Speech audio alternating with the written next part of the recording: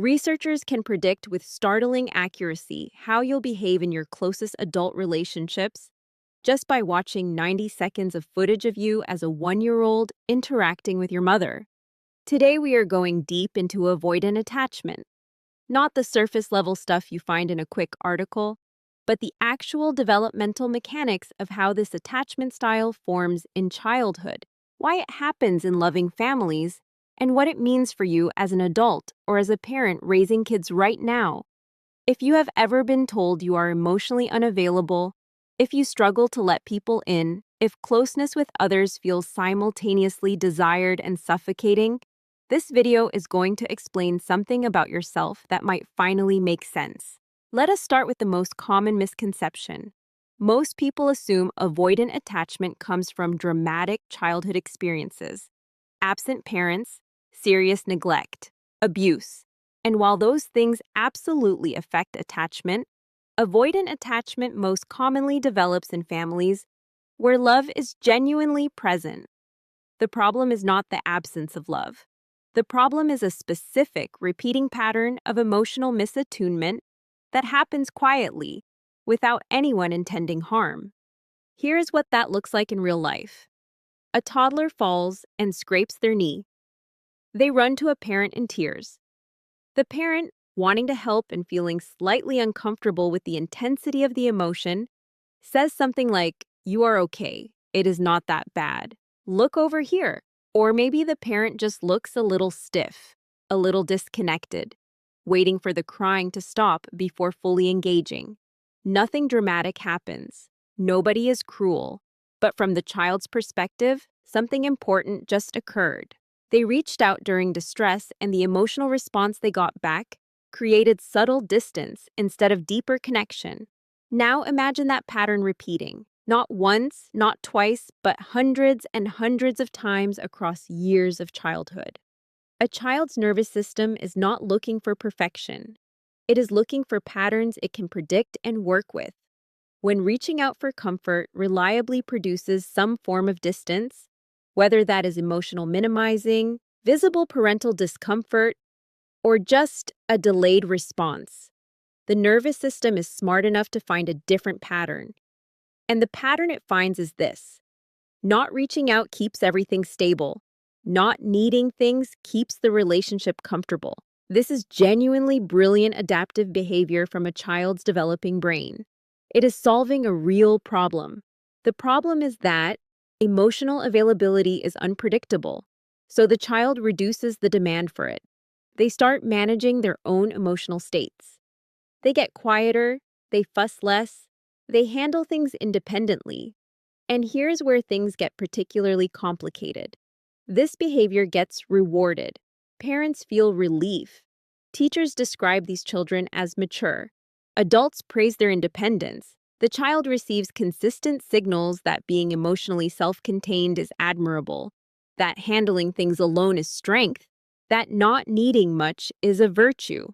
So the adaptation deepens. What started as a coping strategy in response to inconsistent emotional availability slowly becomes an identity. I am the person who does not need much. I am independent.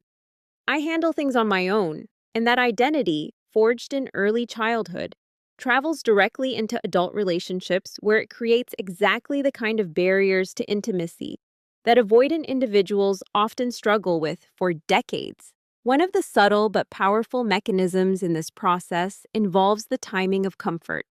Think about what a child learns when parental warmth and engagement reliably appear after the child has calmed down, but not during the actual distress. The child's nervous system absorbs a precise lesson. Connection is available once I have suppressed what I'm feeling, but not while I'm actually feeling it. Closeness comes after the storm, not during it. Over time, this creates a deeply ingrained sequence. Feel distressed, disconnect from the feeling, handle it alone, then reconnect with others from a calm and composed state. Sound familiar? Because this is exactly what avoidant adults do in their relationships. They cannot be vulnerable in real time. They cannot reach for a partner when they are struggling. They handle everything privately and internally, and only allow closeness once they have already got themselves sorted out. Their nervous system is literally following the pattern it learned before they had words for any of it. I've linked a resource in the description that I think you'll find really helpful. Another layer of this developmental process involves the way self-sufficiency gets pushed before the foundation is ready to support it. There is nothing wrong with teaching children to self-regulate. It is actually a crucial life skill, but the developmental sequence matters enormously. Self-regulation should naturally emerge after a child has experienced thousands of instances of being co-regulated, of having a calm, present caregiver help their nervous system settle down. When parents push self-soothing too early, before that foundation is built, what they are actually teaching is that comfort from others is not reliably available, so the child must develop the ability to manage distress entirely alone. Imagine learning to swim by being expected to stay afloat before anyone ever showed you how to move through water. You might develop some ability to survive, but the underlying experience would be one of fear and isolation rather than genuine confidence. Children pushed toward premature self-reliance develop something that looks like independence from the outside, but feels like loneliness on the inside. They learn that the safest state is one where they do not need anyone, not because they are genuinely secure, but because needing people has proven unreliable. There is also a specific dynamic worth examining around achievement and emotional expression. In some families, the emotional environment operates in a particular way. Parents light up around accomplishments, good grades, athletic performance, responsible behavior, mature handling of situations. But when the child comes forward with emotional vulnerability, with fear or sadness or overwhelm, the response is muted, awkward, or disengaging. The child runs this data and arrives at a conclusion. My value here is tied to what I do, not to what I feel. Being capable is what earns warmth and connection. Being emotionally expressive creates distance or disappointment. So the child makes a trade. They pour their energy into performance and competence. They become the high achiever who never admits struggling, the responsible kid who seems to have it together, the one who makes everything look easy. And beneath that impressive exterior is someone who is genuinely lonely, because nobody is responding to the feeling, struggling human under the performance. This pattern shows up constantly in avoidant adults. They are often highly successful externally, while feeling profoundly disconnected internally, unable to understand why achievement has not translated into the closeness and fulfillment they actually want.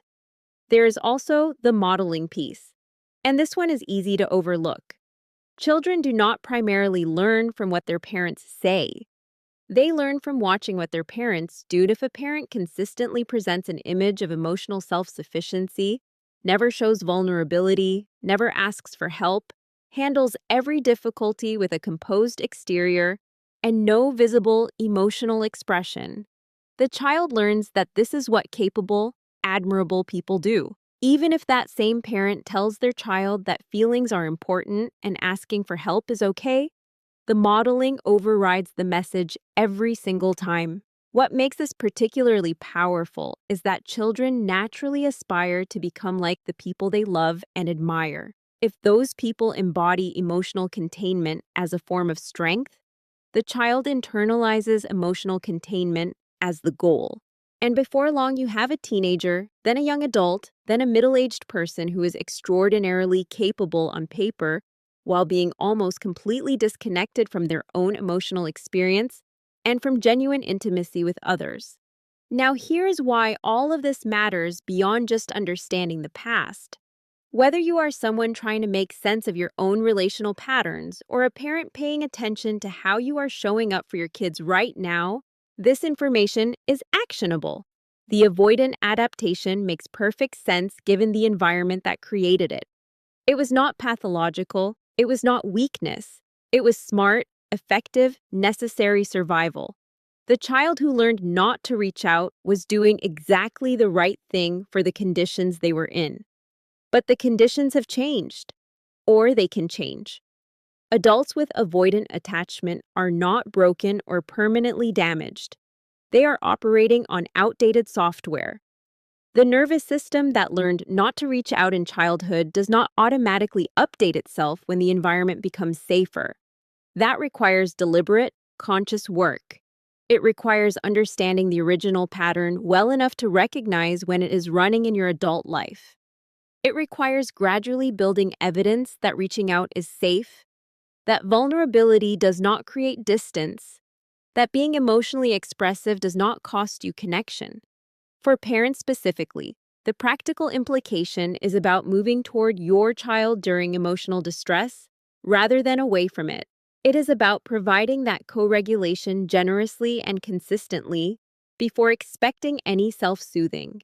It is about making sure your warmth and engagement are just as strong when your child is struggling and vulnerable as when they are achieving and being easy. It is about letting yourself be human in front of them occasionally, showing them that capable people have feelings, ask for help, and reach for connection when things are hard. The roots of avoidant attachment were never dramatic. They were small, repeated, well-intentioned moments that accumulated into a pattern. Understanding that is not about blame. It never was. It is about clarity. Because once you can see the pattern clearly, you can begin the work of choosing something different, one interaction at a time. I've linked a resource in the description that I think you'll find really helpful.